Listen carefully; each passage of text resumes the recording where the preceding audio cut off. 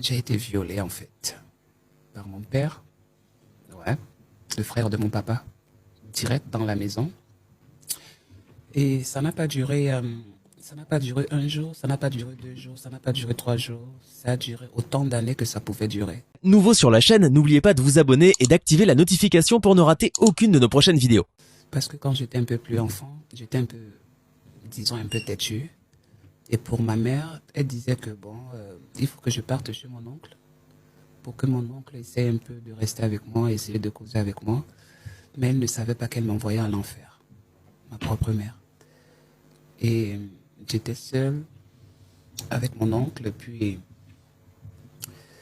des choses qui se sont passées, ce ne sont pas des choses qui sont normales pour un enfant de cet âge. Quel âge? 7 ans et demi. Wow. Et cela a duré presque, puisque j'ai été sa femme, pendant près de 3 ans. À 7 ans, hein? Ouais. Il n'avait pas de compagne? Non. Et on ne vivait qu'à deux, dans une petite ville au Cameroun, qu'on appelle Edea. Et le pire dans ça, même quand ma mère venait me rendre visite, c'était pas...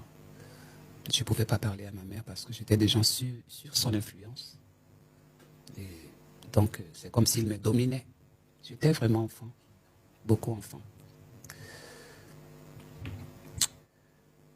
Et c'est ça qui a aussi poussé la mort de ma mère aussi. Comment ça? Parce que, à un certain moment donné, j'étais tombé malade. Voilà, parce que quand je grandissais, et puis 10 ans, 11 ans, j'avais complètement changé. Je me détestais moi-même à cet âge-là, alors qu'à cet âge-là, c'est pas normal. Et j'étais obligé de me livrer à ma mère pour expliquer à ma mère la situation, en fait. Mais Elle n'a pas supporté. il était trop tard, en fait. Il était vraiment trop tard, et puis c'est comme ça que... Je ne sais pas comment ça s'est passé. Et puis on a pris un choc, donc la maison s'est brûlée, et puis ma mère est morte brûlée à l'intérieur. Comment ça? Ouais, au Toute seule? Cameroun. Ouais, toute seule, on ne sait pas comment ça s'est passé. Voilà. Donc, Et toi, tu étais où? j'étais à Edea. Avec l'oncle, toujours? Edea. Avec l'oncle. À Edea. Mais ton père? Ton père même? Mon père est gabonais. Donc lui, il était au Gabon, c'est ça? Et moi, j'étais au Cameroun. Mon papa vient, ou en janvier, quelque chose comme ça. Mais je ne fais que 26 jours avec lui. Lui aussi, on l'avait empoisonné, il était mort. Mais, hé! Ouais. Juste un mois que je l'attendais, comme on s'était déjà vu, on a tout parlé. On avait déjà même causé parce que j'étais déjà à la maison. C'est quand il est rentré là qu'on a empoisonné? Oui, quand il est rentré. Quand il est rentré là, on a commencé à dire que bon, ok, tu es déjà un peu assez grand, je vais te trouver une formation que tu vas faire parce que je ne peux plus te mettre à l'école, tu vas faire le froid.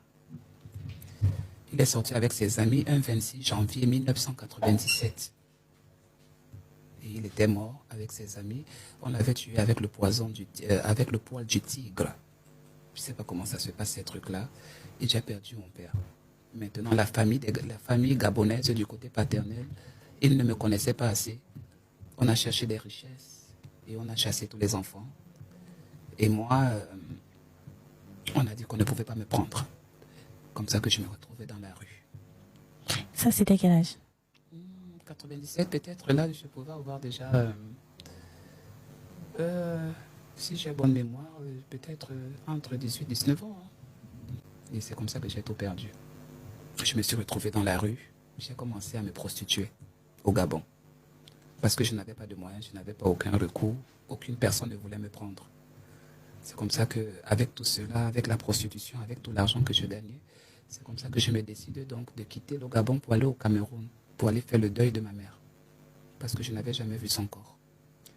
Et c'était très dur.